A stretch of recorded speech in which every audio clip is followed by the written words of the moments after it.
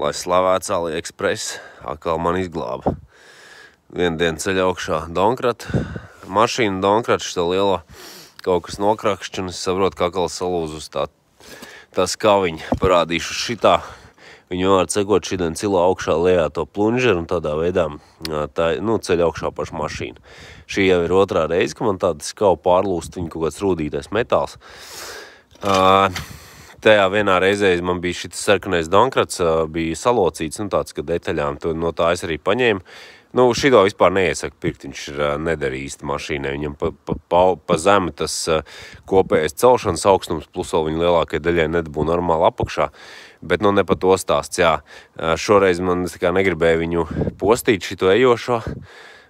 Sanāca tā, kad pastos aļikā tas skaviņas var nopirkt 6 gabals 4 eiro vai kaut kas tam līdzīgs. Es pat Latvijā nevaru iedomāties, kur viņus meklēt.